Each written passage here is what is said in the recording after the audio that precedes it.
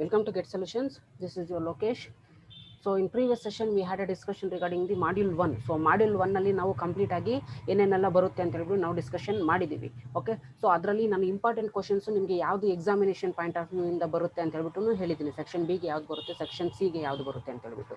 Okay, so ಅಷ್ಟೇ, ಅದು first chapter. Next ಬಂದ್ಬಿಟ್ಟು ನಾವು ಮಾಡ್ಯೂಲ್ 5 ಹೋಗೋಣ ಡೈರೆಕ್ಟ್ ಆಗಿ. So it is also A theory concept. ಯಾಕಂತ ಹೇಳಿದ್ರೆ ಇದು ನಾವು IFRS ಸ್ಟ್ಯಾಂಡರ್ಡ್ಸ್ನ ಡಿಸ್ಕಷನ್ ಮಾಡ್ತೀವಿ. ಸೊ 4 IFRS ಸ್ಟ್ಯಾಂಡರ್ಡ್ಸ್ನ ನಾವು ಇಲ್ಲಿ ಡಿಸ್ಕಷನ್ ಮಾಡ್ತೀವಿ. ಫೋರ್ತ್, ದಟ್ ಈಸ್ ಮಾಡ್ಯೂಲ್ 5 ನಲ್ಲಿ.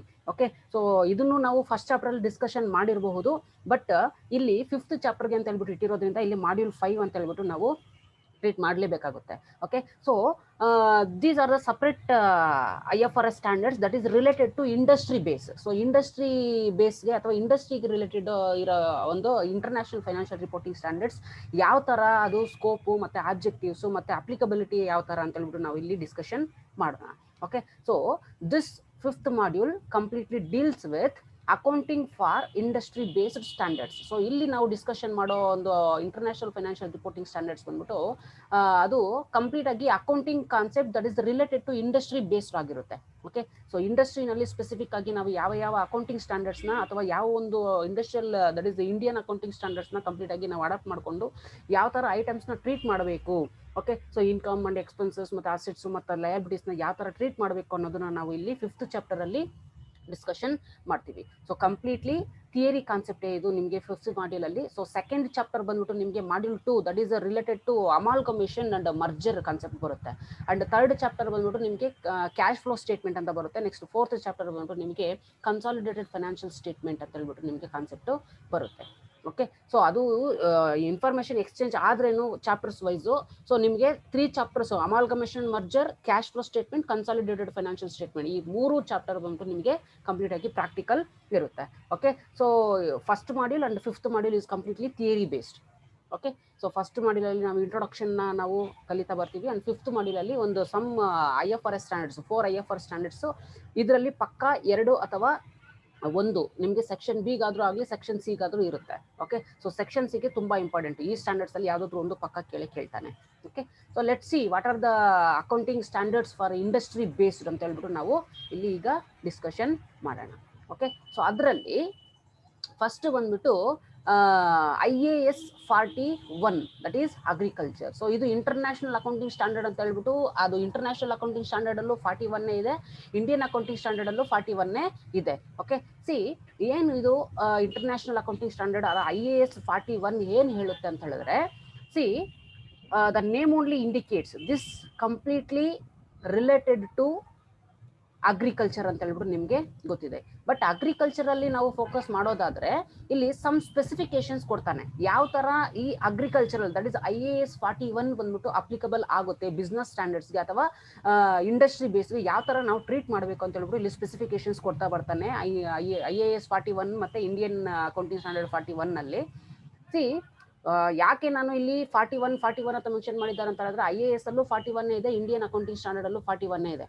That you have to keep it in mind. In first chapter itself we had discussed that is Indian accounting standard is also prepared in line with the international financial reporting standard. So ಈ international accounting standard ಗೆ ಹೊಸ ಹೆಸರು IFRS ಅಲ್ವಾ.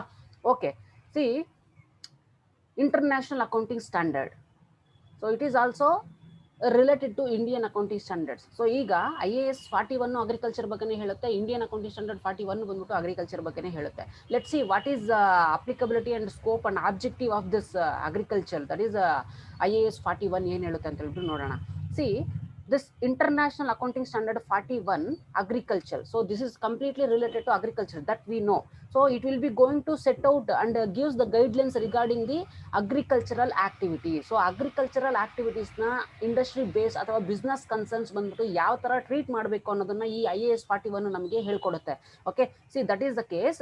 International accounting standard 41 related to agricultural, it will be going to set out the rules and regulations and policies for the accounting.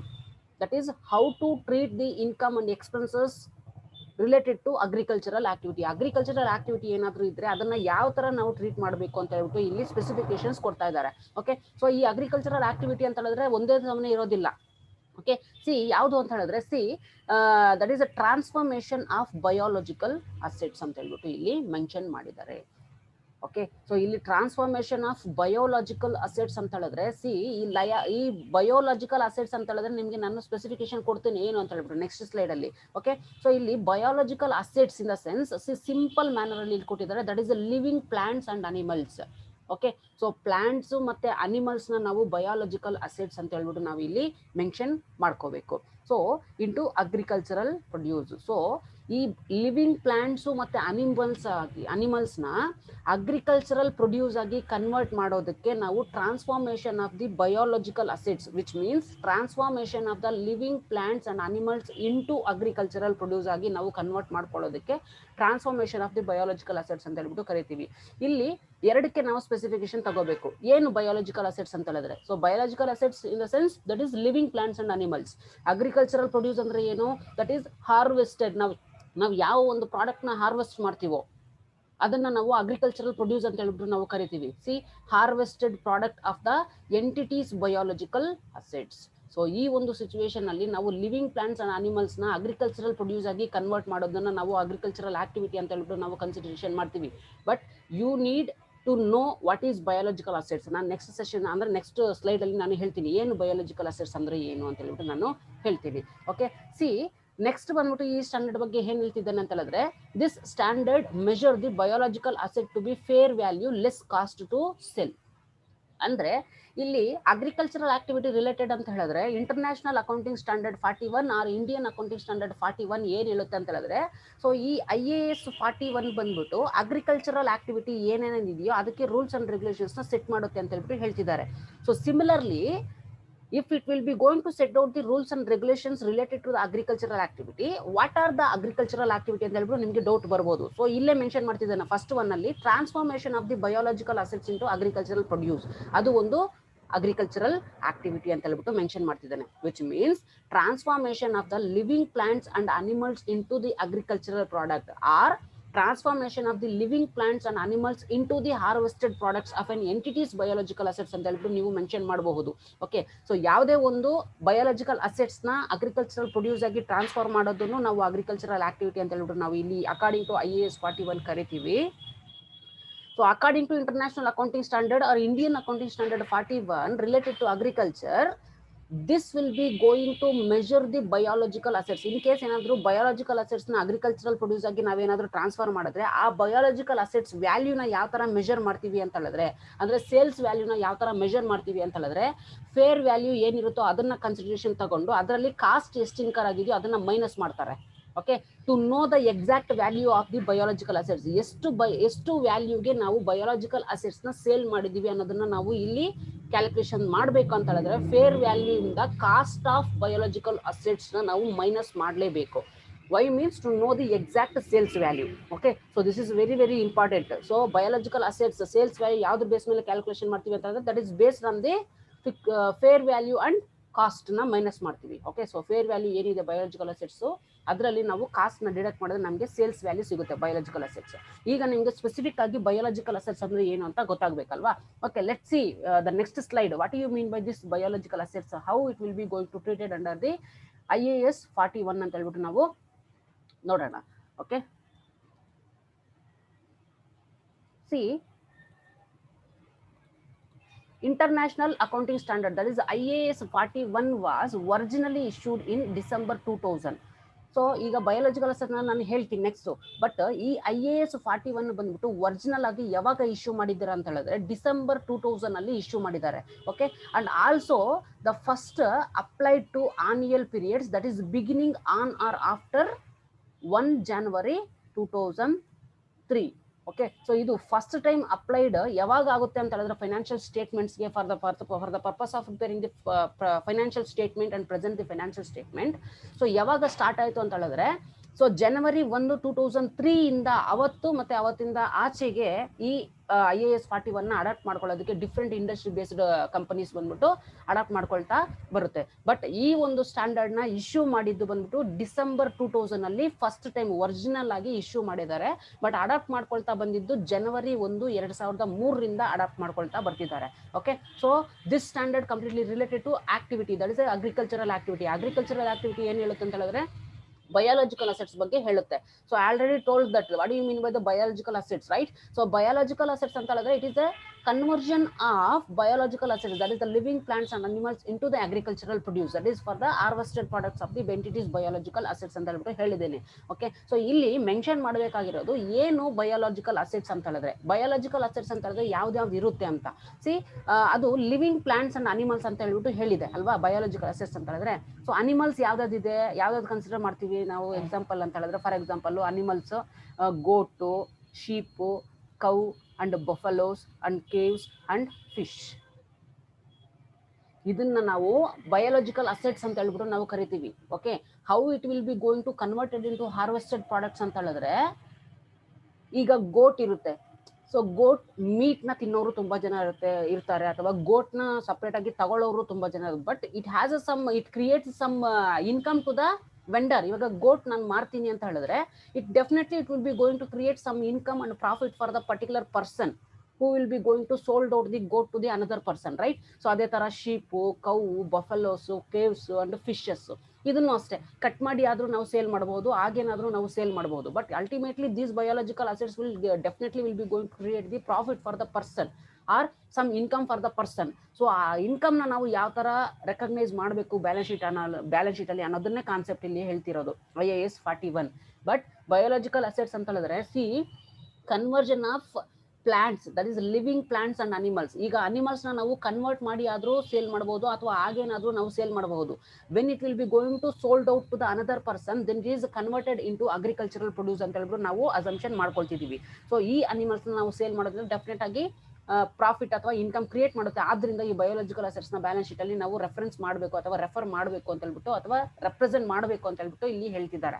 Okay, so plants ಯಾವ್ದು ಅಂತ ಹೇಳಿದ್ರೆ for example vegetables sale ಮಾಡೋದ್ರಿಂದ profit ಬಂದೇ ಬರುತ್ತೆ. Next crops, vineyards, trees and fruit orchards, so ಹೂದೋಟಗಳು, ಇದೆಲ್ಲ ಬಂದ್ಬಿಟ್ಟು plants ಅಲ್ಲಿ ಇನ್ಕ್ಲೂಡ್ ಆಗಿದೆ. ಓಕೆ, ಸೊ ಇದನ್ನೆಲ್ಲ ಸೇಲ್ ಮಾಡೋದ್ರಿಂದ definitely it will be going to create some income for the person or the vendor, right? So therefore biological asset transformation agricultural activity ಅಂತ ಹೇಳ್ಬಿಟ್ಟು consider ಮಾಡಿ ಅದರಲ್ಲಿ ಬರೋ ಇನ್ಕಮ್ ಅಂಡ್ ಎಕ್ಸ್ಪೆನ್ಸಸ್ ನಾವು ಯಾವ ತರ ಟ್ರೀಟ್ ಮಾಡೋದು ಅನ್ನೋದನ್ನ ಈ IAS 41 ಬಂದ್ಬಿಟ್ಟು ನಮಗೆ ಹೇಳ್ಕೊಡುತ್ತೆ. But biological assets is nothing but it is a living plants and animals conversion into agricultural produce, harvested products ಅಂತ ಹೇಳ್ಬಿಟ್ಟು ನಾವು ಇಲ್ಲಿ ಮೆನ್ಷನ್ ಮಾಡ್ತೀವಿ. ಓಕೆ, ಸೊ ಇಷ್ಟು ನೀವು ನೆನ್ಪಿಟ್ಕೊಳ್ಳಿ. ಬಯಾಲಜಿಕಲ್ ಅಸೆಟ್ಸ್ ತುಂಬಾ ಇಂಪಾರ್ಟೆಂಟ್. ಸೊ ಎಕ್ಸಾಂಪಲ್ 2 ಮಾರ್ಕ್ಸ್ಗೆ ಬೇಕಾದ್ರೆ ಕೇಳಬಹುದು, list out any 4 biological assets ಅಂತ ಹೇಳ್ಬಿಟ್ಟು ಕೇಳಬಹುದು. Okay, so 2 ಮಾರ್ಕ್ಸ್ಗೆ. ಸೊ ಇದು ಬಯಾಲಜಿಕಲ್ ಅಸೆಟ್ಸ್ ಅಂತ ಹೇಳ್ಬಿಟ್ಟು ನಾವು ಇಲ್ಲಿ ಮೆನ್ಷನ್ ಮಾಡಬಹುದು. ಓಕೆ, ಸೊ ನೆಕ್ಸ್ಟ್ ಬಂದ್ಬಿಟ್ಟು ನಿಮಗೆ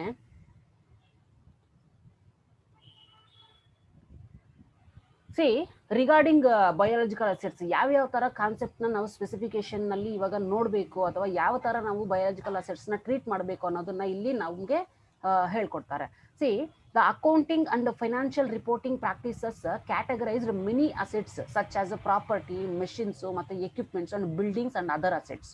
ಓಕೆ, ಸೊ ಈಗ ನಾವು ಯಾವುದೋ ಒಂದು ಫೈನಾನ್ಷಿಯಲ್ ಸ್ಟೇಟ್ಮೆಂಟ್ ಅಥವಾ ಒಂದು ಬ್ಯಾಲೆನ್ಸ್ ಶೀಟ್ ನ ಪ್ರಿಪೇರ್ ಮಾಡಬೇಕು ಅಂತ ಹೇಳಿದ್ರೆ, for example land and building ಯಾವ್ದ್ರಲ್ಲಿ ಹಾಕ್ತಿವಿ, ಫಿಕ್ಸೆಡ್ ಅಸೆಟ್ಸ್ ಅಲ್ಲಿ ಹಾಕ್ತಿವಿ. ಓಕೆ, ಸೊ ಲಯಬಿಲಿಟಿ ಅಂತ ಹೇಳಿದ್ರೆ ಫಾರ್ ಎಕ್ಸಾಂಪಲ್ ಬಿಲ್ಸ್ ಪೇಯಬಲ್ ಅಂತ ಏನಾದ್ರು ಕೊಟ್ಟಿದ್ರೆ ಕರೆಂಟ್ ಲಯಬಿಲಿಟೀಸ್ ನಲ್ಲಿ ನಾವು ಹಾಕ್ತಿವಿ. ಓಕೆ, ಸೊ ನೆಕ್ಸ್ಟ್ ಬಂದ್ಬಿಟ್ಟು ಬಿಲ್ಸ್ ರಿಸೀವಬಲ್ ಅಂತ ಕೊಟ್ಟಿದ್ರೆ ಕರೆಂಟ್ ಅಸೆಟ್ಸ್ ಅಲ್ಲಿ ಹಾಕ್ತಿವಿ. ನೆಕ್ಸ್ಟ್ ಬಂದ್ಬಿಟ್ಟು ರಿಲೇಟೆಡ್ ಫಾರ್ ಎಕ್ಸಾಂಪಲ್ ಇನ್ವೆಸ್ಟ್ಮೆಂಟ್ ಅಂತ ಕೊಟ್ಟಿದ್ರೆ ಇನ್ವೆಸ್ಟ್ಮೆಂಟ್ ಹೆಡ್ ಅಲ್ಲಿ ಹಾಕ್ತಿವಿ. Okay, for example good will ಅಂತ ಹೇಳಿದ್ರೆ ಇಂಟ್ಯಾಂಜಿಬಲ್ ಅಸೆಟ್ಸ್ ಅಲ್ಲಿ ನಾವು ಹಾಕ್ತಿವಿ. ಸೊ ಪರ್ಟಿಕ್ಯುಲರ್ ಆಗಿ ಒಂದೊಂದು ಅಸೆಟ್ಸ್ಗೂ ಅಥವಾ ಒಂದೊಂದು ಲಯಬಿಲಿಟೀಸ್ಗೂ ಸಪರೇಟ್ ಆಗಿ ಹೆಡ್ ಇದೆ. ಸೊ ಅದೇ ತರ in order to prepare the financial statement and in order to prepare the financial report, the accounting and the financial reporting practices categorizes the many assets. So many assets ಬಂದ್ಬಿಟ್ಟು ಇದೇ head ಅಲ್ಲಿ ಬರಬೇಕು. Okay, for example ಯಾವ assets categorise ಯಾವ ತರ categorise ಮಾಡಿದೀವಿ ಅಂತ ಹೇಳಿದ್ರೆ, for example property, it includes land and building and all. Okay, so next ಬಂದ್ಬಿಟ್ಟು machinery, either it is a fixed assets, so ಅದೆಲ್ಲ ಬರುತ್ತೆ. Next equipments and tools. So ಈ ತರ ಕ್ಯಾಟಗರೈಸ್ ಮಾಡಿದೀವಿ. For example building, land and other assets, ಈ ತರ ನಾವು categorise ಮಾಡಿದೀವಿ. But when it come to a biological assets, so biological assets is also one of the category of an asset ಅಂತ ಹೇಳ್ಬಿಟ್ಟು ಈ IAS 41 ನಮಗೆ ಹೇಳ್ತಿದೆ. ಸೊ ನೀವು ಎಷ್ಟೇ ಅಸೆಟ್ಸ್ ನ ಕ್ಯಾಟಗರೈಸ್ ಮಾಡಿದ್ರೇನು ಫೈನಾನ್ಷಿಯಲ್ ರಿಪೋರ್ಟಿಂಗ್ ಅಲ್ಲಿ, biological assets is also one of the asset classification ಅಂತ ಹೇಳ್ಬಿಟ್ಟು ಇಲ್ಲಿ ಮೆನ್ಷನ್ ಮಾಡ್ತಿದ್ದಾರೆ. ಓಕೆ, ಸೊ ಅದಕ್ಕಾಗಿ ಬಯಾಲಜಿಕಲ್ ಅಸೆಟ್ಸ್ ಇನ್ ಕೇಸ್ ಏನಾದರೂ ಇದ್ರೆ ಅದನ್ನ ನಾವು ಬ್ಯಾಲೆನ್ಸ್ ಶೀಟ್ ಅಲ್ಲಿ ರೆಫರ್ ಮಾಡಬೇಕು ಅಂತ ಹೇಳ್ಬಿಟ್ಟು ಇದ್ರ ಪ್ರಕಾರ ನಾವು ನೋಡಬೇಕು ಇಂಡಸ್ಟ್ರಿ ಬೇಸ್ಡ್ ಸ್ಟ್ಯಾಂಡರ್ಡ್ಸ್ ಅಲ್ಲಿ. ಓಕೆ, ಸೊ ಯಾಕಂತ ಹೇಳಿದ್ರೆ ಬಯಾಲಜಿಕಲ್ ಅಸೆಟ್ಸ್ ಅಂತ ಹೇಳ್ಬಿಟ್ಟು ನಾ ಇಲ್ಲಿ ಮೆನ್ಷನ್ ಮಾಡಿದ್ದಾರೆ according to IAS 41. Therefore, in order to prepare and present the financial report or financial statement, if there is any biological assets, we have to consider this biological assets as an asset ಅಂತ ಹೇಳ್ಬಿಟ್ಟು ಈ standard ನಮಗೆ ಹೇಳ್ತಿದೆ. Okay, so next C, ಈ biological assets ಬಗ್ಗೆ some more information ಕೊಟ್ಟಿದ್ದಾರೆ. So ಯಾಕೆ ನಾವು biological assets, ಈ ಬಯಾಲಜಿಕಲ್ ಅಸೆಟ್ಸ್ ನ ನಾವು ಮೆನ್ಷನ್ ಮಾಡಬೇಕು ಅಂತಂತಾದ್ರೆ, C the biological assets keep on transforming, they grow and degenerate and produce.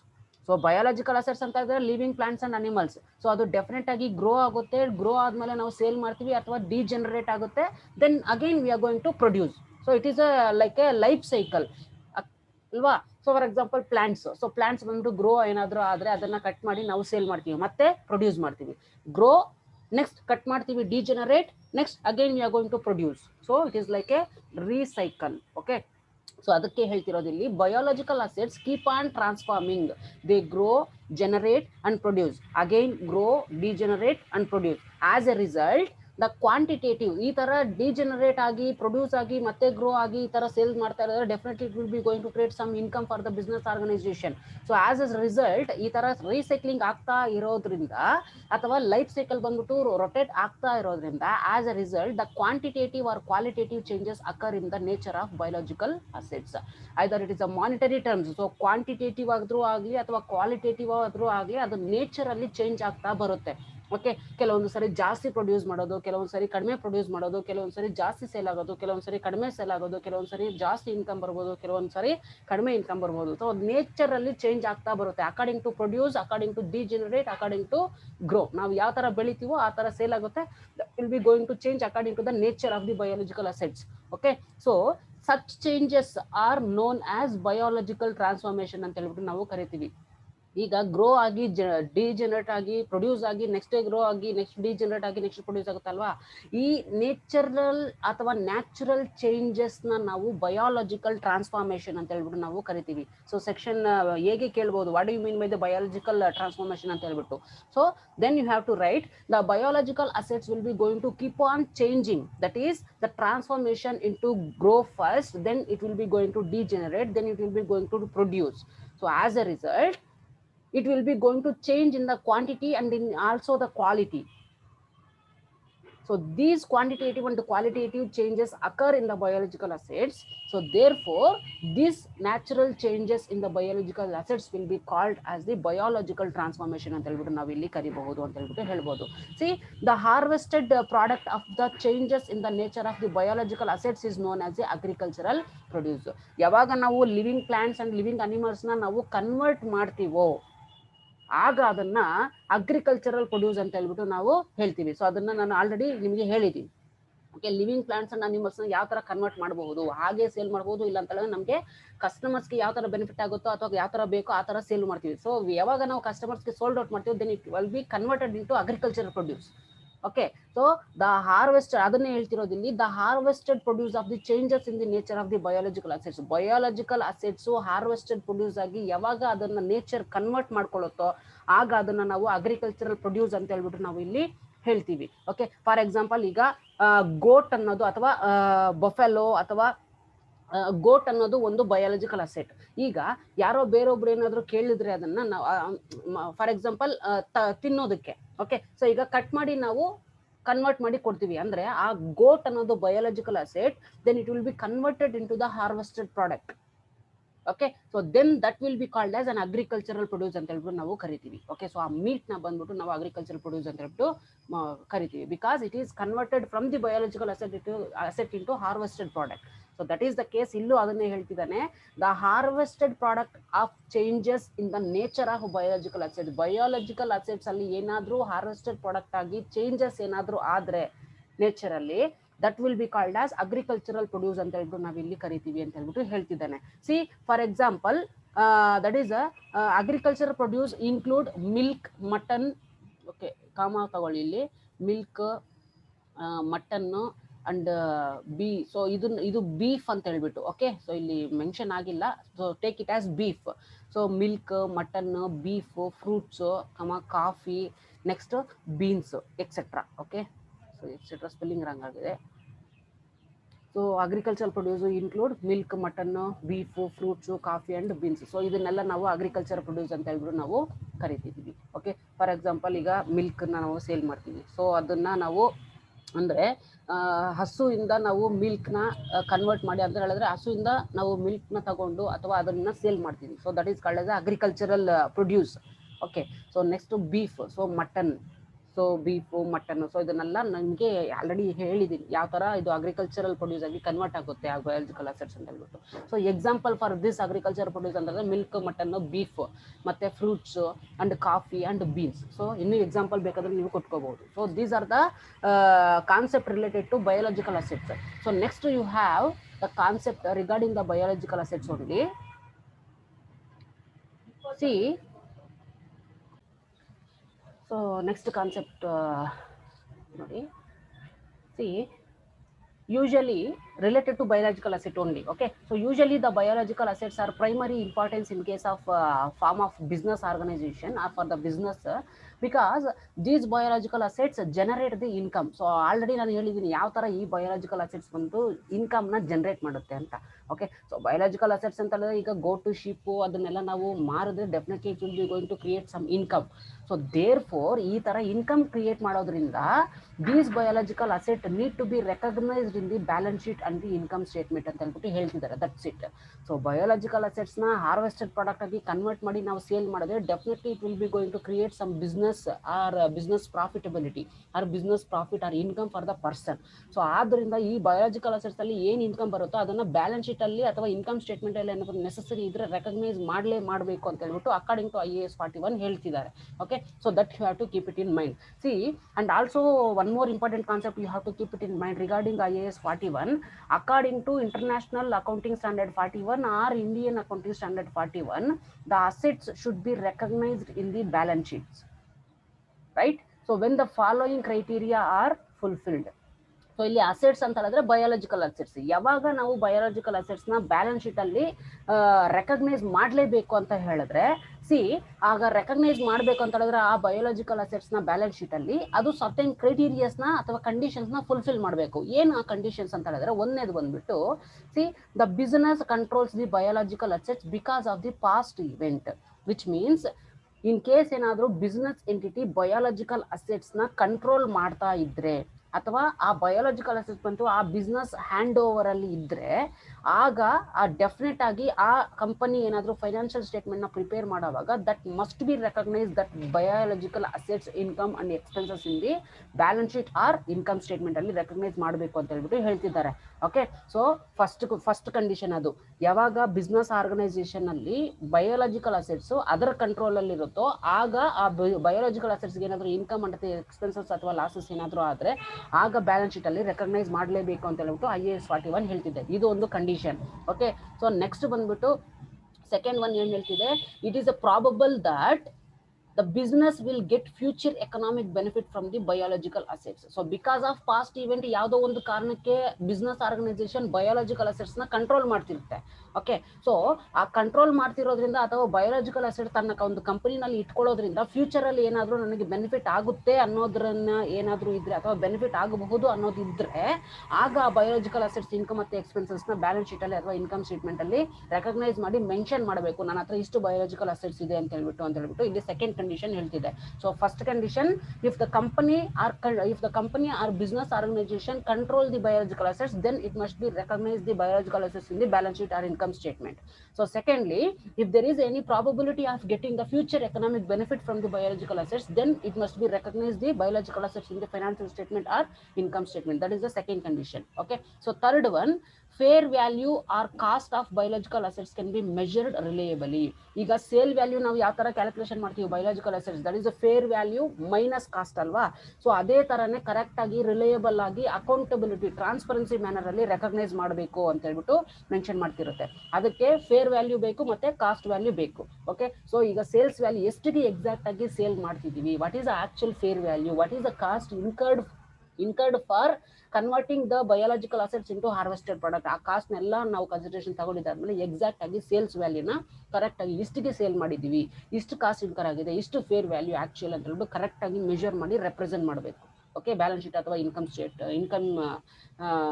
Statement ಅಲ್ಲಿ. ಓಕೆ, ಸೊ ನೆಕ್ಸ್ಟ್ ಬಂದು ಇದು 3 conditions. Next further conditions related to consideration and recognisation of the biological assets in the balance sheet ಯಾವ್ದಾದಿದೆ ಅಂತ ಹೇಳಿದ್ರೆ, see, the fair value of an biological assets is an amount at which it can be sold to the knowledgeable or willing person or party. So ಇಲ್ಲಿ fair value ಅಂತ ಹೇಳಿದ್ರೆ ನಿಮಗೆ doubt ಬರಬಹುದು, ಏನು ಈ ಫೇರ್ ವ್ಯಾಲ್ಯೂ ಅಂತ ಹೇಳಿದ್ರೆ. So fair value, so general ಆಗಿ ನಮಗೆ ಗೊತ್ತಿರುತ್ತೆ ಫೇರ್ ವ್ಯಾಲ್ಯೂ ಅಂದ್ರೆ ಏನು, ಮಾರ್ಕೆಟ್ ವ್ಯಾಲ್ಯೂ ಅಂದ್ರೆ ಏನು, ಸೇಲ್ಸ್ ವ್ಯಾಲ್ಯೂ ಅಂತ ಹೇಳಿದ್ರೆ ಏನು ಅಂತ ಹೇಳ್ಬಿಟ್ಟು. ಸೊ ಇಲ್ಲಿ ಬಯೋಲಾಜಿಕಲ್ ಅಸೆಟ್ಸ್ ಬಗ್ಗೆ ಫೇರ್ ವ್ಯಾಲ್ಯೂ ಬಂದ್ಬಿಟ್ಟು ಅದೇ ತರನೇ ಹೇಳುತ್ತೆ, but situation will be different, that's it. Okay, so ಇಲ್ಲಿ ಫೇರ್ ವ್ಯಾಲ್ಯೂ ಅಂತ ಹೇಳಿದ್ರೆ, so the fair value of an biological assets is nothing but it is a certain amount or lump sum amount at which can be sold to the knowledgeable or willing party ಅಥವಾ willing knowledgeable person or party. ಅಂದ್ರೆ ಇದೆಲ್ಲ ನಮಗೆ contractual, that is business regulations ಅಲ್ಲಿ ಬರುತ್ತೆ. ಯಾವಾಗ ಒಂದು business ಬೇರೊಬ್ಬರ ಜೊತೆ ಬಿಸ್ನೆಸ್ ಇಟ್ಕೋಬೇಕು, ಸೊ ನಾಲೆಡ್ಜಬಲ್ ಪರ್ಸನ್ ಜೊತೆ ಇಟ್ಕೋಬೇಕು ಅಥವಾ ವಿಲ್ಲಿಂಗ್ ಪರ್ಸನ್ ಜೊತೆ ಇಟ್ಕೋಬೇಕು ಅಥವಾ ವಿಲ್ಲಿಂಗ್ ಪಾರ್ಟಿ ಜೊತೆ ಇಟ್ಕೋಬೇಕು. ಸೊ ಅನ್ಸೌಂಡ್ ಮೈಂಡ್ಸ್ ಪರ್ಸನ್ ಜೊತೆ ಇಟ್ಕೊಂಡ್ರೆ ಇನ್ ಕೇಸ್ ಏನಾದ್ರು ಆದ್ರೇನೋ ಅದು ನಮಗೆ ವ್ಯಾಲಿಡ್ ಸಿಗೋದಿಲ್ಲ ಅಲ್ವಾ. So that's why fair value of an biological asset is an amount. ಯಾವಾಗ ಫೇರ್ ವ್ಯಾಲ್ಯೂ ಅಂತ ಹೇಳ್ಬಿಟ್ಟು ನಾವು ಕನ್ಸಿಡರ್ ಮಾಡ್ತೀವೋ, ಯಾವಾಗ ಬಯೋಲಾಜಿಕಲ್ ಅಸೆಟ್ಸ್ ನ ಬಂದ್ಬಿಟ್ಟು ಈ ನಾಲೆಡ್ಜಬಲ್ ಪರ್ಸನ್ ಅಥವಾ ವಿಲ್ಲಿಂಗ್ ಪರ್ಸನ್ ಅಥವಾ ಪಾರ್ಟಿಗೆ ಸೋಲ್ಡ್ ಔಟ್ ಮಾಡ್ತೀವೋ ಆಗ ವ್ಯಾಲ್ಯೂ ಫೇರ್ ವ್ಯಾಲ್ಯೂ ಅಂತ ಅನ್ಸ್ಕೊಳ್ಳುತ್ತೆ. ಓಕೆ, ಸೊ ಈಗ usually this market value of an biological asset is an relevant and reliable active market. So market value and fair value is different. So actual ಆಗಿ fair value ಎಷ್ಟಿದೆ ಅಷ್ಟು market ವ್ಯಾಲ್ಯೂಗೆ ನಾವು sold out ಮಾಡೋದಕ್ಕಾಗೋದಿಲ್ಲ. ಕೆಲವೊಂದು ಸರಿ income ಬರಬಹುದು, ಕೆಲವೊಂದು ಸರಿ loss ಬರಬಹುದು. ಬಟ್ ಫೇರ್ ವ್ಯಾಲ್ಯೂ ಅಂತ ಹೇಳಿದ್ರೆ ನಾಲೆಡ್ಜಬಲ್ ಪರ್ಸನ್, ನಾವು ಯಾವುದೋ ಒಂದು ಪರ್ಸನ್ ಕರೆಕ್ಟ್ ಆಗಿರೋ ಪರ್ಸನ್ಗೆ ನಾವು ಎಷ್ಟಿಗೆ ಸೋಲ್ಡ್ ಔಟ್ ಮಾಡ್ತೀರೋ ಅದನ್ನ ಫೇರ್ ವ್ಯಾಲ್ಯೂ ಅಂತ ಹೇಳ್ಬಿಟ್ಟು ನಾವು ಕನ್ಸಿಡರ್ ಮಾಡ್ತೀವಿ. Even though if the market value is more or less than the market, that is fair value ಅಂತ ಹೇಳ್ಬಿಟ್ಟು ನಾವು ನೋಡ್ಬೋದು. ಓಕೆ, ಫೇರ್ ವ್ಯಾಲ್ಯೂಗಿಂತ ಮಾರ್ಕೆಟ್ ವ್ಯಾಲ್ಯೂ ಜಾಸ್ತಿ ಆದ್ರೂ ಇರ್ಬೋದು ಅಥವಾ ಕಡಿಮೆ ಆದ್ರೂ ಇರ್ಬೋದು. ಬಟ್ ನಾವು ಆಕ್ಚುಲ್ ಆಗಿ ಫೇರ್ ವ್ಯಾಲ್ಯೂ ಅಂತ ಹೇಳಿದ್ರೆ ಎಷ್ಟಕ್ಕೆ ನಾವು ಬಯೋಲಾಜಿಕಲ್ ಅಸೆಟ್ ನ ಒಬ್ಬ ಪರ್ಸನ್ಗೆ ಸೋಲ್ಡ್ ಔಟ್ ಮಾಡಿದೀವಿ. ಯೂಶಲ್ ಆಗಿ ಮಾರ್ಕೆಟ್ ವ್ಯಾಲ್ಯೂ ಬಂದ್ಬಿಟ್ಟು ಮಾರ್ಕೆಟ್ ಆಕ್ಟಿವ್ ಮಾರ್ಕೆಟ್ ಅಲ್ಲಿ ಎಷ್ಟಿರುತ್ತೋ ಅದನ್ನ ನಾವು ಕನ್ಸಿಡರ್ ಮಾಡ್ತೀವಿ. ಅಥವಾ ಕಾಸ್ಟ್ ಬಂದ್ಬಿಟ್ಟು ಎಷ್ಟು ಇನ್ಕರ್ ಆಗಿದೆ ನಾವು ಒಂದು ಬಯೋಲಾಜಿಕಲ್ ಅಸೆಟ್ ನ ಸೋಲ್ಡ್ ಔಟ್ ಮಾಡುವಾಗ ಅದನ್ನ ತಗೊಂಡು ನಾವು ಸೇಲ್ಸ್ ವ್ಯಾಲ್ಯೂನ ಎಕ್ಸಾಕ್ಟ್ ಆಗಿ ಕ್ಯಾಲ್ಕುಲೇಷನ್ ಮಾಡ್ತೀವಿ. ಓಕೆ, ಸೊ ಈಗ ಒಂದು ಪಾಯಿಂಟ್ ಅಲ್ಲಿ ನಾವು ಸೇಲ್ ಮಾಡ್ತೀವಿ ಅಂತ ಹೇಳಿದ್ರೆ ಆ ಪಾಯಿಂಟ್ ಆಫ್ ಸೇಲ್ ಅಲ್ಲಿ ಕಾಸ್ಟ್ ಯಾವ್ದೆಲ್ಲ ಇನ್ಕ್ಲೂಡ್ ಆಗಿರುತ್ತೆ, ಯಾವ್ದು ಇನ್ಕ್ಲೂಡ್ ಆಗಿರೋದಿಲ್ಲ biological asset fair value consideration ಮಾಡುವಾಗ ಅಂತ ಹೇಳಿದ್ರೆ, C the point of sale cost includes related to biological assets.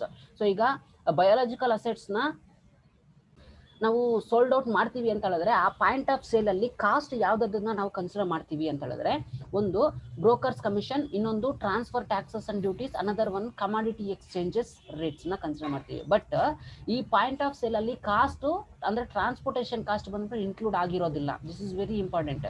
Point of sale includes or point of sale cost includes related to biological assets. One is broker commissions, transfer taxes and duties, and commodity exchange rates. Commodity exchange cost include ಆಗಿರುತ್ತೆ, but it does not include that. A point of sale cost does not include the transportation cost include ಆಗಿರೋದಿಲ್ಲ ಅಂತ ಹೇಳ್ಬಿಟ್ಟು ಹೇಳ್ತಿದ್ದಾರೆ related to biological assets. Next according to IAS 41 related to agricultural ಏನೇನೆಲ್ಲ disclosure ಮಾಡಬೇಕು, ಯಾವ accounting policies, ಯಾವ financial statement ಅಲ್ಲಿ ನಾವು ಐಟಮ್ಸ್ನ ಡಿಸ್ಕ್ಲೋಜರ್ ಮಾಡ್ಬೇಕಂತ ಹೇಳಿದ್ರೆ ಏನೇನೆಲ್ಲ ಡಿಸ್ಕ್ಲೋಜರ್ ಮಾಡಬೇಕು ಅಂತ ಹೇಳ್ಬಿಟ್ಟು ನಾವಿಲ್ಲಿ ನೋಡೋಣ. ಓಕೆ, ಸೊ ಫಸ್ಟ್ ಒಂದು ಬಂದ್ಬಿಟ್ಟು disclosure requirements in international accounting standard 41 includes. So related to biological assets ಯಾವುದಾದನ್ನೆಲ್ಲ ನಾವು ಡಿಸ್ಕ್ಲೋಸ್ ಮಾಡಬೇಕು ಅಂತ ಹೇಳಿದ್ರೆ ದಟ್ ಈಸ್ ಫಸ್ಟ್ ಒನ್ ಬಂದ್ಬಿಟ್ಟು that is aggregate gain or loss from the initial recognition of the biological assets or agricultural produce. ಈಗ biological ಅಸೆಟ್ಸ್ನ harvested product ಆಗಿ ನಾವು convert ಮಾಡಿ ಸೇಲ್ಡ್ ಔಟ್ ಮಾಡೋದ್ರಿಂದ ನಮಗೆ ಗೇನ್ ಮತ್ತೆ ಲಾಸು ಆಗಬಹುದು. ಓಕೆ, ಸೊ ಅದನ್ನ ನಾವು ಕರೆಕ್ಟಾಗಿ ಬ್ಯಾಲೆನ್ಸ್ ಶೀಟಲ್ಲಿ ರೆಕಗ್ನೈಸ್ ಮಾಡಬೇಕು ಅಂತ ಹೇಳ್ಬಿಟ್ಟು ಹೇಳ್ತಿದ್ದಾರೆ. That is the aggregate gain ಎಷ್ಟು ಬಂದಿದೆ, ಅಗ್ರಿಗೇಟ್ ಲಾಸ್ ಎಷ್ಟು ಬಂದಿದೆ, that is from the recognisation of the biological assets ಅಥವಾ ಅಗ್ರಿಕಲ್ಚರ್ ಪ್ರೊಡ್ಯೂಸ್. ಬಯೋಲಾಜಿಕಲ್ ಅಸೆಟ್ಸ್ ಎಷ್ಟಿದೆ, ಅಗ್ರಿಕಲ್ಚರ್ ಪ್ರೊಡ್ಯೂಸ್ ಆಗಿ ಎಷ್ಟು ಕನ್ವರ್ಟ್ ಮಾಡಿದೀವಿ, ಅದರಿಂದ ಎಷ್ಟು ಗೇನ್ ಬಂದಿದೆ, ಎಷ್ಟು ಲಾಸ್ ಬಂದಿದೆ ಅಂತ ಹೇಳ್ಬಿಟ್ಟು ಅದನ್ನ ನಾವು ರೆಕಗ್ನೈಸ್ ಮಾಡಬೇಕು ಅಗ್ರಿಗೇಟ್ ಆಗಿ ಬ್ಯಾಲೆನ್ಸ್ ಶೀಟ್ ಅಲ್ಲಿ ಅಂತ ಹೇಳ್ಬಿಟ್ಟು ಫಸ್ಟ್ ಒನ್ ಹೇಳ್ತಿದೆ. Okay, so it is very necessary to disclose the aggregate gain or loss from the initial recognisation of the biological assets and agricultural produce. ಅದನ್ನ ರೆಕಗ್ನೈಸ್ ಮಾಡಿ represent ಮಾಡಬೇಕು balance sheet ಅಲ್ಲಿ ಅಂತ ಹೇಳ್ಬಿಟ್ಟು ಹೇಳ್ತಿದ್ದಾರೆ. ನೆಕ್ಸ್ಟ್ ಬಂದ್ಬಿಟ್ಟು ಈಗ ಅಗ್ರಿಗೇಟ್ ಗೇನು ಮತ್ತೆ ಅಗ್ರಿಗೇಟ್ ಲಾಸ್ ಬಂದಿದೆ ಬಯೋಲಾಜಿಕಲ್ ಅಸೆಟ್ಸ್ ನ ಹಾರ್ವೆಸ್ಟೆಡ್ ಪ್ರಾಡಕ್ಟ್ ಆಗಿ ಅಂದ್ರೆ ಅಗ್ರಿಕಲ್ಚರ್ ಪ್ರಾಡಕ್ಟ್ ಆಗಿ ಕನ್ವರ್ಟ್ ಮಾಡಿದ್ರೆ. ಓಕೆ, ಸೊ ನೆಕ್ಸ್ಟ್ ಬಂದ್ಬಿಟ್ಟು ಏನ್ ಡಿಸ್ಕ್ಲೋಸ್ ಮಾಡಬೇಕು ಅಂತ ಹೇಳಿದ್ರೆ description of an entities biological assets. So entities ಅಂದ್ರೆ ಬಿಸ್ನೆಸ್ ಆರ್ಗನೈಸೇಷನ್ ಅಲ್ಲಿ ಎಷ್ಟು ಬಂದ್ಬಿಟ್ಟು ಬಯೋಲಾಜಿಕಲ್ ಅಸೆಟ್ಸ್ ಇದೆ ಅಂತ ಹೇಳ್ಬಿಟ್ಟು ಕರೆಕ್ಟ್ ಆಗಿ ಮೆನ್ಷನ್ ಮಾಡಬೇಕು, ಡಿಸ್ಕ್ರೈಬ್ ಮಾಡಬೇಕು. ನಿಮ್ಮ ಹತ್ರ ಇಷ್ಟು ಬಯೋಲಾಜಿಕಲ್ ಅಸೆಟ್ಸ್ ಬಿಸ್ನೆಸ್ ಆರ್ಗನೈಸೇಷನ್ ಇದೆ ಅಂದ್ರೆ ಇಷ್ಟು ವ್ಯಾಲ್ಯೂ ಬಂದ್ಬಿಟ್ಟು ನನಗೆ ಬಯೋಲಾಜಿಕಲ್ ಅಸೆಟ್ಸ್ ಇಂದ ಬರ್ತಿದೆ ಅನ್ನೋದನ್ನ ಡಿಸ್ಕ್ರಿಪ್ಷನ್ ಕೊಡಲೇಬೇಕು. ಓಕೆ, ಸೊ ಅದು ಸೆಕೆಂಡ್ ಒನ್ ಹೇಳ್ತಿದೆ, ಇದನ್ನ ಡಿಸ್ಕ್ಲೋಸ್ ಮಾಡಬೇಕು ಅಂತ ಹೇಳ್ಬಿಟ್ಟು. ನೆಕ್ಸ್ಟ್ ಬಂದ್ಬಿಟ್ಟು third one description of the nature of an assets or entities. Description of an nature of an assets that is biological assets entities ನಲ್ಲಿ ಎಷ್ಟಿದೆ ಮತ್ತೆ entity activities with the each group of biological assets. ಈಗ second one ಬಂದಿದೆ ಏನು ಹೇಳ್ತಿದೆ ಅಂತಂದ್ರೆ description of entities biological assets. ಈ biological assets ಇಂದ ಎಂಟಿಟಿ ಬಿಸ್ನೆಸ್ ಆರ್ಗನೈಸೇಷನ್ ಅಲ್ಲಿ ಬಯೋಲಾಜಿಕಲ್ ಅಸೆಟ್ಸ್ ಬಂದ್ಬಿಟ್ಟು ಯಾವ ನೇಚರ್ ಅಲ್ಲಿ ಇದೆ ಅಂತ ಹೇಳಿದ್ರೆ ಬಯೋಲಾಜಿಕಲ್ ಅಸೆಟ್ಸ್ ನ ಹಾರ್ವೆಸ್ಟೆಡ್ ಪ್ರಾಡಕ್ಟ್ ಆಗಿ ಕನ್ವರ್ಟ್ ಮಾಡಿದ್ಯಾ ಅಥವಾ ಇಲ್ವಾ ಅದನ್ನು ಮೆನ್ಷನ್ ಮಾಡಬೇಕು. So each group of biological ಅಸೆಟ್ಸ್ಗೆ ಅದರ ಆಕ್ಟಿವಿಟೀಸ್ ಯಾವ ಒಂದು ಸ್ಟೇಟಸ್ ಅಲ್ಲಿ ಇದೆ ಅಂತ ಹೇಳ್ಬಿಟ್ಟು ಡಿಸ್ಕ್ರಿಪ್ಷನ್ ಮಾಡಬೇಕು. ಬಯೋಲಾಜಿಕಲ್ ಅಸೆಟ್ಸ್ ಕನ್ವರ್ಟ್ ಮಾಡಿದ್ರೆ ಅದಕ್ಕೆ ಡಿಸ್ಕ್ರಿಪ್ಷನ್ ಕೊಡಬೇಕು. ಬಯೋಲಾಜಿಕಲ್ ಅಸೆಟ್ಸ್ ಎಷ್ಟು ಕನ್ವರ್ಟ್ ಮಾಡಿದೀವಿ ಅದಕ್ಕೂ ಡಿಸ್ಕ್ರಿಪ್ಷನ್ ಕೊಡಬೇಕು. ಬಯೋಲಾಜಿಕಲ್ ಅಸೆಟ್ಸ್ ಇನ್ನೂ ಎಷ್ಟು ಕನ್ವರ್ಟ್ ಮಾಡಬೇಕು ಅದಕ್ಕೂ ಡಿಸ್ಕ್ರಿಪ್ಷನ್ ಕೊಡಬೇಕು. Okay, these are all general concept related to complete. ಒಂದು ಸರಿ ಓದ್ಕೊಂಡ್ರೆ ಈಸಿಯಾಗಿ ನೆನಪಿಲ್ಲಿರುತ್ತೆ. Okay, so just you have to think about aggregate gain or loss from the biological assets ನ ಫಸ್ಟ್ ಡಿಸ್ಕ್ಲೋಸ್ ಮಾಡಬೇಕು. ಡಿಸ್ಕ್ರಿಪ್ಷನ್ ಆಫ್ ಬಯೋಲಾಜಿಕಲ್ ಅಸೆಟ್ಸ್ ಎಷ್ಟಿದೆ ಅಂತ ಹೇಳ್ಬಿಟ್ಟು ಡಿಸ್ಕ್ಲೋಸ್ ಮಾಡಬೇಕು. ಮತ್ತೆ description of nature of an entities activities, ಆ ಬಯೋಲಾಜಿಕಲ್ ಅಸೆಟ್ಸ್ ಜೊತೆ ಯಾವ ತರ ಬಿಸ್ನೆಸ್ ಆರ್ಗನೈಸೇಷನ್ ಡೀಲ್ ಮಾಡ್ತಿದೆ, ಬಯೋಲಾಜಿಕಲ್ ಅಸೆಟ್ಸ್ ಕಂಪ್ಲೀಟ್ ಆಗಿ ಕನ್ವರ್ಟ್ ಆಗಿದೆಯಾ ಇಲ್ವಾ ಅಂತ ಹೇಳ್ಬಿಟ್ಟು ಅದ್ರ ಬಗ್ಗೆ ಡಿಸ್ಕ್ರಿಪ್ಷನ್ ಕೊಡಲೇಬೇಕಾಗುತ್ತೆ. Okay, next estimated physical quantity of output during the period and assets on hand at the end of the period. So related to biological assets, ಈಗ biological assets ನ ಸೋಲ್ಡ್ ಔಟ್ ಮಾಡಿದೀವಿ ಅಂತ ಹೇಳಿದ್ರೆ ಸರ್ಟೈನ್ ಇನ್ಕಮ್ ಮತ್ತೆ loss ಬರಬಹುದು. Okay, so ಈಗ ಇಲ್ಲಿ ಏನ್ ಡಿಸ್ಕ್ಲೋಸ್ ಮಾಡಬೇಕು ಅಂತ ಹೇಳ್ಬಿಟ್ಟು ಹೇಳ್ತಿದ್ದಾರೆ ಅಂತಂದ್ರೆ estimated physical quantity of output, ಎಷ್ಟು ಬಯೋಲಾಜಿಕಲ್ ಅಸೆಟ್ಸ್ ಫಿಸಿಕಲ್ ಆಗಿ ನಾವು ಸೇಲ್ ಮಾಡಿದೀವಿ, ಎಷ್ಟು ಇನ್ಕಮ್ ಬಂದಿದೆ, ಎಷ್ಟು ಎಕ್ಸ್ಪೆನ್ಸ್ ಬಂದಿದೆ ಫಾರ್ ದ ಪರ್ಟಿಕ್ಯುಲರ್ ಪೀರಿಯಡ್ ಅದನ್ನ ನಾವು ಮೆನ್ಷನ್ ಮಾಡಬೇಕು. ಎಷ್ಟು ಕ್ಯಾಶ್ ಇನ್ ಹ್ಯಾಂಡ್ ಇದೆ ರಿಲೇಟೆಡ್ ಟು ಬಯೋಲಾಜಿಕಲ್ ಅಸೆಟ್ಸ್ ಅಂತ ಹೇಳ್ಬಿಟ್ಟು ನಾವು ರೆಪ್ರೆಸೆಂಟ್ ಮಾಡಬೇಕು ಅಥವಾ ರೆಕಗ್ನೈಸ್ ಮಾಡಬೇಕು ಬ್ಯಾಲೆನ್ಸ್ ಶೀಟ್ ಅಲ್ಲಿ ಅಥವಾ ಇನ್ಕಮ್ ಸ್ಟೇಟ್ಮೆಂಟ್ ಅಲ್ಲಿ. ನೆಕ್ಸ್ಟ್ ಬಂದ್ಬಿಟ್ಟು fifth one disclosure of information about the biological assets whose title is in restricted or that are pledged as a security. So ಇಲ್ಲಿ ಬಯೋಲಾಜಿಕಲ್ ಅಸೆಟ್ಸ್ ಬಗ್ಗೆ information disclose ಮಾಡಬೇಕು ಅಂತ ಹೇಳ್ಬಿಟ್ಟು ಹೇಳ್ತಿದ್ದಾರೆ. ಈಗ ಫಾರ್ ಎಕ್ಸಾಂಪಲ್ ಬಯೋಲಾಜಿಕಲ್ ಅಸೆಟ್ಸ್ ಬಂದ್ಬಿಟ್ಟು ಬೇರೆ ಒಬ್ರು ಬಂದ್ಬಿಟ್ಟು ಪ್ಲೆಡ್ಜ್ ಆಗಿ ಇಟ್ಟಿರ್ತಾರೆ ನಮ್ಮ ಕಂಪ್ನಿನಲ್ಲಿ, ನೀವು ಸೇಲ್ ಮಾಡಿಕೊಟ್ಟು ನೀವು ಕಮಿಷನ್ಸ್ನ ತಗೋಬಹುದು ಅಂತ ಹೇಳ್ಬಿಟ್ಟು. ಸೊ ಆಗ ಆ biological real fact biological assets ಬಂದ್ಬಿಟ್ಟು ಯಾರ ಹೆಸರಲ್ಲಿ ಇದೆ ಅಥವಾ ಯಾರ ಟೈಟಲ್ ಅಲ್ಲಿ ಇದೆ ಅಥವಾ ಎಷ್ಟು ಪ್ಲೆಡ್ಜ್ ಮಾಡಿದ್ದಾರೆ, ಎಷ್ಟಕ್ಕೆ ಪ್ಲೆಡ್ಜ್ ಮಾಡಿದ್ದಾರೆ, ವಾಟ್ ಈಸ್ ಯುವರ್ ಕಮಿಷನ್ ಅಂತ ಹೇಳ್ಬಿಟ್ಟು ಮೆನ್ಷನ್ ಮಾಡಬೇಕಾಗುತ್ತೆ ಬಯೋಲಾಜಿಕಲ್ ಅಸೆಟ್ಸ್ ಅಂದ್ರೆ ಬ್ಯಾಲೆನ್ಸ್ ಶೀಟ್ ಅಲ್ಲಿ. Okay, so next one that is a disclosure of commitments for the development and acquisition of the biological assets. ನಾವು ಇನ್ ಕೇಸ್ ಏನಾದರೂ ಬೇರೆಯವ್ರ ಕಡೆಯಿಂದ ಏನಾದರೂ ಬಯೋಲಾಜಿಕಲ್ ಅಸೆಟ್ಸ್ ಅಸೆಟ್ಸ್ನ ಟ್ರಾನ್ಸ್ಫಾರ್ಮ್ ಏನಾದರೂ ಮಾಡ್ಕೊಂಡಿದ್ರೆ ನಮ್ಮ ಕಂಪನಿಗೆ, ಯಾರು ಟ್ರಾನ್ಸ್ಫರ್ ಮಾಡಿದ್ರು, ಏನು ಅಗ್ರಿಮೆಂಟ್ ಮುಖಾಂತರ ಟ್ರಾನ್ಸ್ಫರ್ ಮಾಡಿಕೊಂಡ್ರು, ಯಾವ ಥರ ಅಕ್ವಿಜಿಷನ್ ಮಾಡ್ಕೊಂಡಿದ್ದೀವಿ, ಯಾವ ಥರ ಕಮಿಟ್ಮೆಂಟ್ಸ್ ಇದೆ ಈ ಬಯೋಲಾಜಿಕಲ್ ಅಸೆಟ್ಸ್ ಬಗ್ಗೆ ಅಂತ ಹೇಳಿ ಒಂದು ಅಗ್ರಿಮೆಂಟ್ನ ಸ್ಪೆಸಿಫಿಕೇಶನ್ ಮಾಡಬೇಕು. ಈ ಥರ ಇದೆ, ಈ ಅಗ್ರಿಮೆಂಟ್ ಬೇಸ್ ಮೇಲೆ ನಾವು ಅಸೆಟ್ಸ್ನ ಟ್ರಾನ್ಸ್ಫರ್ ಮಾಡ್ಕೊಂಡಿದ್ದೀವಿ ನಮ್ಮ ಕಂಪನಿಗೆ, ನಾವು ಇನ್ ಕೇಸ್ ಏನಾದರೂ ಬೇರೆಯವ್ರಿಗೆ ಸೇಲ್ ಮಾಡಿದ್ರೆ ನಾವು ಇಷ್ಟು ಕಮಿಷನ್ ತಗೊಂಡು ಅವ್ರಿಗೆ ಇಷ್ಟು ಕಮಿಷನ್ ಕೊಡಬೇಕು ಅಂತ ಹೇಳ್ಬಿಟ್ಟು ನಾವು ಅದನ್ನೆಲ್ಲ ಡಿಸ್ಕ್ಲೋಸ್ ಮಾಡಬೇಕಾಗುತ್ತೆ. ಓಕೆ, ಸೊ ನೆಕ್ಸ್ಟ್ ಬಂದ್ಬಿಟ್ಟು ಏನು ಹೇಳ್ತಿದ್ದಾರೆ ಅಂತ ಹೇಳಿದ್ರೆ, that is a recognition of changes in the carrying amount of the biological assets, purchase, sales, harvesting, foreign exchange separately. So ಈಗ biological assets ನಾವೇನಾದರೂ ಸೇಲ್ ಮಾಡಿದ್ರೆ definitely it will be going to some gain or loss for the business organization. So ಇಲ್ಲಿ recognisation of the changes in the carrying amount, ನಾವು biological ಅಸೆಟ್ಸ್ನ ತಗೊಳ್ಳುವಾಗ ಎಷ್ಟು carry ಮಾಡ್ತಿದ್ದೀವಿ amount, ಅಥವಾ ಎಷ್ಟು ನಾವು ಕೊಟ್ಟಿದ್ದೀವಿ ಅದನ್ನು, ಮತ್ತೆ ಪರ್ಚೇಸ್ ಎಷ್ಟು ಎಕ್ಸಾಕ್ಟ್ ಆಗಿ ನಾವು ಪರ್ಚೇಸ್ ಮಾಡಿದ್ದೀವಿ, ಇನ್ ಕೇಸ್ ಏನಾದರೂ ಸೇಲ್ ಮಾಡಿದಾಗ ಎಷ್ಟು ಅಮೌಂಟ್ ಬಂದಿದೆ, ಅಥವಾ foreign exchange separately, so foreign exchanges ಏನಾದರೂ ಇದೆ ಅದನ್ನೇ ಸಪ್ರೇಟಾಗಿ ನಾವು ತೋರಿಸ್ಬೇಕು, ಮತ್ತು ಪರ್ಚೇಸ್ ಮಾಡ್ಕೊಂಡಾಗ ಸ್ಟಾರ್ಟಿಂಗ್ ಎಷ್ಟಿತ್ತು ಅದನ್ನೇ ಸಪ್ರೇಟಾಗಿ ತೋರಿಸ್ಬೇಕು. ಓಕೆ, ಸೊ ಈ ಥರ ಸಪ್ರೇಟಾಗಿ ರೆಕಗ್ನೈಸ್ ಮಾಡಬೇಕು ಬ್ಯಾಲೆನ್ಸ್ ಶೀಟಲ್ಲಿ. ಅಂದರೆ for the purpose of getting a clear picture about the particular biological asset in the business organisation. Purchase ಮಾಡ್ಕೊಳ್ಳುವಾಗ ಎಷ್ಟಿತ್ತು, ಸೇಲ್ ಮಾಡಿದಾಗ ಎಷ್ಟಿದೆ, ಇನ್ ಕೇಸ್ ಏನಾದರೂ ಫಾರಿನ್ ಎಕ್ಸ್ಚೇಂಜಸ್ ಏನಾದರೂ ಇದ್ದರೆ ಅದನ್ನು ಸಪ್ರೇಟಾಗಿ ನಾವು ಮೆನ್ಷನ್ ಮಾಡಿದ್ರೆ ಈಸಿಯಾಗಿ ಅರ್ಥ ಆಗುತ್ತೆ. ಓ, ಇಷ್ಟಿಗೆ ಪರ್ಚೇಸ್ ಮಾಡ್ಕೊಂಡಿದ್ದಾರೆ, ಇಷ್ಟಿಗೆ ಸೇಲ್ ಮಾಡಿದ್ದಾರೆ, ಇಷ್ಟು ಫಾರಿನ್ ಎಕ್ಸ್ಚೇಂಜಸ್ ಇದೆ ಅಂತ ಹೇಳ್ಬಿಟ್ಟು ಈಸಿಯಾಗಿ ಅರ್ಥ ಮಾಡ್ಕೋಬಹುದು. ಓಕೆ, ಸೊ ಇದು 7 ಡಿಸ್ಕ್ಲೋಜರ್ಸ್ ಇಲ್ಲಿ ಕೊಟ್ಟಿದ್ದಾರೆ. ನೆಕ್ಸ್ಟ್ ಸ್ಲೈಡ್ ಅಲ್ಲಿ ಇನ್ನೂ ಡಿಸ್ಕ್ಲೋಜರ್ಸ್ ಕೊಟ್ಟಿದ್ದಾರೆ, ನೋಡೋಣ ಏನು ಅಂತ.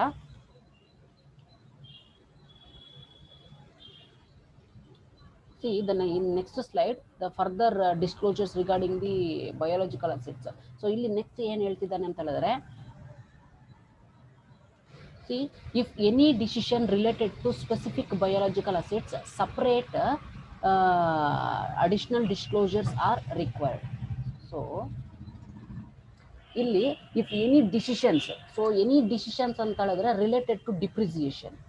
ಓಕೆ, ಸೊ ಈಗ ಅಸೆಟ್ಸ್ ಅಂತ ಹೇಳಿದ್ರೆ ನಾವು ಡಿಪ್ರಿಸಿಯೇಷನ್ನ ಆ್ಯಡ್ ಮಾಡ್ಕೊಳ್ತೀವಲ್ವಾ, ಸೊ ಡಿಪ್ರಿಸಿಯೇಷನ್ ಅಪ್ಲಿಕಬಲ್ ಆಗೇ ಆಗುತ್ತೆ. ಸೊ ಈಗ ಬಯೋಲಾಜಿಕಲ್ ಅಸೆಟ್ಸ್ನ ನಾವು ಅಸೆಟ್ ಅಂತ ಹೇಳ್ಬಿಟ್ಟು ಏನಾದರೂ ಟ್ರೀಟ್ ಮಾಡಿದ್ರೆ it is also encountered with the depreciation, right? See if any decisions, so decisions ಯಾವ್ದ್ರ ಬಗ್ಗೆ ಅಂತ ಹೇಳಿದ್ರೆ decisions related to depreciation, with in ಬ್ರಾಕೆಟಲ್ಲಿ ನೀವು ಬೇಕಾದ್ರೆ ಬರ್ಕೊಳ್ಳಿ, if any decisions related to depreciation are related to specific biological asset, separate additional disclosures are required ಅಂತ ಹೇಳ್ಬಿಟ್ಟು ಇಲ್ಲಿ ಮೆನ್ಷನ್ ಮಾಡ್ತಾರೆ.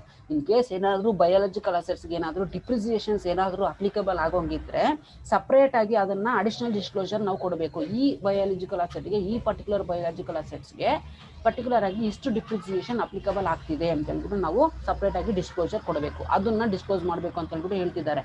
ನೆಕ್ಸ್ಟ್ ಬಂದ್ಬಿಟ್ಟು C if fair value cannot be measured reliably, additional required disclosure includes. So ಈಗ ಒಂದು particular biological ಅಸೆಟ್ಸ್ಗೆ depreciation applicable ಆಗಿರೋದ್ರಿಂದ, ಅಥವಾ biological assets ಬಂದ್ಬಿಟ್ಟು ಕೆಲವೊಬ್ರು ಯಾರೋ ಯೂಸ್ ಮಾಡಿಕೊಂಡು ಅಥವಾ ಕೆಲವೊಬ್ರು ಯಾರೋ ಯೂಸ್ ಮಾಡ್ಕೊಂಡು ಟ್ರಾನ್ಸ್ಫರ್ ಏನಾದರೂ ಮಾಡೋಂಗಿದ್ರೆ ಎಕ್ಸಾಕ್ಟ್ ಆಗಿ ಅದರದ್ದು ಫೇರ್ ವ್ಯಾಲ್ಯೂನ ನಾವು ಮೆಜರ್ ಮಾಡೋದಕ್ಕಾಗೋದಿಲ್ಲ. ಸೊ ಇನ್ ಸಚ್ ಕೇಸಸ್ ನಾವು ಯಾವುದನ್ನ ಡಿಸ್ಕ್ಲೋಜರ್ ಮಾಡಬೇಕು ಅಂತ ಹೇಳಿದ್ರೆ, ಸಿ ಅದನ್ನೇ ಹೇಳ್ತಿರೋದು ಇಲ್ಲಿ 9th ಡಿಸ್ಕ್ಲೋಜರ್ ಅಲ್ಲಿ, if fair value can not be measured reliably, additional ಆಗಿ ನಾವು ರಿಕ್ವೈರ್ಡ್ ಡಿಸ್ಕ್ಲೋಜರ್ಸ್ನ ಕೊಡಬೇಕು. ಯಾವ್ದ್ರ ಬಗ್ಗೆ ಕೊಡಬೇಕು ಅಂತ ಹೇಳಿದ್ರೆ, ಫೇರ್ ವ್ಯಾಲ್ಯೂ ಮೆಜರ್ ಮಾಡದೇ ಇದ್ದಾಗ ಕರೆಕ್ಟ್ ಆಗಿ because of depreciation, description of an asset. So particular ಆಗಿ ಡಿಸ್ಕ್ರಿಪ್ಷನ್ ಕೊಡಬೇಕು. ಬಯೋಲಾಜಿಕಲ್ ಅಸೆಟ್ ಇದೆ ಅಂತ ಹೇಳಿದ್ರೆ ಯಾರಿಂದ ನಾವು ಟ್ರಾನ್ಸ್ಫರ್ ಮಾಡ್ತಿದ್ದೀವಿ, ನಮ್ಮ ಓನ್ ಬಯೋಲಾಜಿಕಲ್ ಅಸೆಟಾ ಇಲ್ಲ ಬೇರೆ ಕಡೆಯಿಂದ ನಾವು ಟ್ರಾನ್ಸ್ಫರ್ ಮಾಡ್ಕೊಂಡಿದ್ದೀವ ಅಂತ ಹೇಳ್ಬಿಟ್ಟು ಪರ್ಟಿಕ್ಯುಲರ್ ಆಗಿ ಡಿಸ್ಕ್ರಿಪ್ಷನ್ ಕೊಡಬೇಕು. ಅಥವಾ ಆ ಬಯೋಲಾಜಿಕಲ್ ಅಸೆಟ್ ಬಂದು ಹಾರ್ವೆಸ್ಟೆಡ್ ಪ್ರಾಡಕ್ಟ್ ಅಥವಾ ಅಗ್ರಿಕಲ್ಚರ್ ಪ್ರೊಡ್ಯೂಸ್ ಆಗಿ ಕನ್ವರ್ಟ್ ಆಗಿದೆಯಾ, ಇನ್ನೂ ಕನ್ವರ್ಟ್ ಆಗಿಲ್ವಾ, ಅದರ ಪ್ರಕಾರ ನಾವು ಡಿಸ್ಕ್ಲೋಜರ್ಸ್ನ ಕೊಡಬೇಕು. ಕಂಪ್ಲೀಟ್ ಆಗಿ ಒಂದು ಬಯೋಲಾಜಿಕಲ್ ಅಸೆಟ್ ಬಗ್ಗೆ ಕಂಪ್ಲೀಟ್ ಡಿಸ್ಕ್ರಿಪ್ಷನ್ ಕೊಡಬೇಕು ಅಂತ ಹೇಳ್ಬಿಟ್ಟು ಹೇಳ್ತಿದ್ದಾರೆ, ಯಾವಾಗ ಫೇರ್ ವ್ಯಾಲ್ಯೂ ಕರೆಕ್ಟ್ ಆಗಿ ಮೆಜರ್ ಮಾಡಿಲ್ಲ ಅಂದಾಗ. ಓಕೆ, ಸೊ ನೆಕ್ಸ್ಟ್ ಬಂದ್ಬಿಟ್ಟು ಏನು ಹೇಳ್ತಿದ್ದಾರೆ, that is the explanation of why fair value can not be reliably measured. So fair value measure ಮಾಡೋಕ್ಕಾಗಿಲ್ಲ ಅಂತ ಹೇಳಿದ್ರೆ ಯಾಕೆ ಕರೆಕ್ಟ್ ಆಗಿ ಮೆಜರ್ ಮಾಡೋಕ್ಕಾಗಿಲ್ಲ ನಿಮ್ಮ ಕೈಲಿ ಅಂತ ಹೇಳ್ಬಿಟ್ಟು ಅದಕ್ಕೆ ಸಪ್ರೇಟ್ ಆಗಿ ರೀಸನ್ಸ್ನ ಕೊಡಬೇಕು. ಓಕೆ, ಸೊ ಈ ಕಾರಣಕ್ಕಾಗಿ ಅಥವಾ ಈ ಕಾರಣಕ್ಕೆ ಡಿಪ್ರಿಸಿಯೇಷನ್ ಬೇರೊಬ್ರು ಇವರು ಬಯೋಲಾಜಿಕಲ್ ಅಸೆಟ್ನ ಇಷ್ಟು ವರ್ಷ ಇಟ್ಕೊಂಡಿದ್ದಾರೆ, ಅದಕ್ಕೆ ನಮಗೆ ಕರೆಕ್ಟ್ ಆಗಿ ಎಕ್ಸಾಕ್ಟ್ ಆಗಿ ಫೇರ್ ವ್ಯಾಲ್ಯೂ ಮೆಜರ್ ಮಾಡೋಕ್ಕಾಗ್ತಿಲ್ಲ ಅಂತ ರೀಸನ್ನ ಕೊಡಬೇಕು. Okay, so that is the case. In case if fair value can not be measured reliably, the explanation for why fair value cannot be reliably measured ಅಂತ ಹೇಳ್ಬಿಟ್ಟು reasons ನ specification ಕೊಡಬೇಕು. ಮತ್ತೆ ಆ particular biological ಅಸೆಟ್ಸ್ಗೆ ಯಾವ ಮೆಥಡ್ ಆಫ್ ಡಿಪ್ರಿಸಿಯೇಷನ್ ಅಪ್ಲಿಕಬಲ್ ಮಾಡ್ಕೊಳ್ತಿದ್ದೀವಿ ಅಥವಾ applicable ಆಗಿದೆ ಅಂತ ಹೇಳ್ಬಿಟ್ಟು ನಾವು ಕೊಡಬೇಕು. ಮತ್ತೆ ರೇಟ್ ಆಫ್ ಡಿಪ್ರಿಸಿಯೇಷನ್, ಎಷ್ಟು ಪರ್ಸೆಂಟೇಜ್ ಆಫ್ ಡಿಪ್ರಿಸಿಯೇಷನ್ ಅಪ್ಲಿಕಬಲ್ ಆಗ್ತಿದೆ, ಎಷ್ಟು ಫಾಲೋ ಮಾಡ್ತಿದ್ರು ಅಂತ ಹೇಳ್ಬಿಟ್ಟು ನಾವು ಡಿಸ್ಕ್ರಿಪ್ಷನ್ ಕೊಡಬೇಕು in case fair value measure ಮಾಡೋಕ್ಕಾಗಿಲ್ಲ ಅಂತ ಹೇಳಿದ್ರೆ. ನೆಕ್ಸ್ಟ್ ಬಂದ್ಬಿಟ್ಟು ಗ್ರಾಸ್ ಕ್ಯಾರಿಂಗ್ ಅಮೌಂಟ್ ಎಷ್ಟಿದೆ and also the accumulated depreciation ಎಷ್ಟು ಬಂದಿದೆ, beginning and ending. So beginning ಇಂದ ಮತ್ತೆ ಎಂಡಿಂಗ್ ವರೆಗೂ ಎಷ್ಟೆಷ್ಟು ಡಿಪ್ರಿಸಿಯೇಷನ್ ಅಪ್ಲಿಕಬಲ್ ಆಗಿದೆ, ಎಷ್ಟು ಕಂಪ್ಲೀಟ್ ಆಗಿ ಬಿಗಿನಿಂಗ್ ಇಂದ ಎಂಡಿಂಗ್ ವರೆಗೂ ಡಿಪ್ರಿಸಿಯೇಷನ್ ಬಂದಿದೆ ಅಂತ ಹೇಳ್ಬಿಟ್ಟು ಡಿಸ್ಕ್ಲೋಜರ್ ಮಾಡಬೇಕು ಅಂತ ಹೇಳ್ಬಿಟ್ಟು ಹೇಳ್ತಿದ್ದೆ. Okay, so these are the various information regarding the biological asset, that is IAS 41. Okay, so ನಿಮಗೆ ಎಕ್ಸಾಮ್ ಅಲ್ಲಿ ತುಂಬಾ important. Write a note on IAS 41 related to agriculture ಅಂತ ಕೊಡಬಹುದು, ಅಥವಾ IAS 41 ಅಂತಾದ್ರೂ ಕೊಡಬಹುದು, ಅಥವಾ ಇಂಡಿ AS 41 ಅಂತಾದ್ರೂ ಕೊಡಬಹುದು. Okay, so just you have to write down ಈ ಸ್ಲೈಡ್ಸ್ ಅಲ್ಲಿ ಏನೇನಿದೆ ಅದನ್ನ ಕಂಪ್ಲೀಟ್ ಆಗಿ ತುಂಬಾ ಇಂಪಾರ್ಟೆಂಟ್ ನೋಟ್ ಡೌನ್ ಮಾಡ್ಕೊಳ್ಳಿ. Just you have to write down for section C if they ask. So section B ಗೆ ಅಥವಾ ಸೆಕ್ಷನ್ ಸಿ ಗೆ ಎರಡರಲ್ಲಿ ಒಂದು ಇದ್ದೇ ಇರುತ್ತೆ, ಈ 4ರಲ್ಲೂ. ಓಕೆ, ನಾನು ಹೇಳ್ತೀನಿ ನೆಕ್ಸ್ಟ್, ಬಟ್ ತುಂಬಾ ಇಂಪಾರ್ಟೆಂಟ್ ಈ 4 industry based standards. Okay, so next IFRS standards ನಾವು ನೆಕ್ಸ್ಟ್ ಸೆಷನ್ ಇಂದ ಡಿಸ್ಕಷನ್ ಮಾಡೋಣ.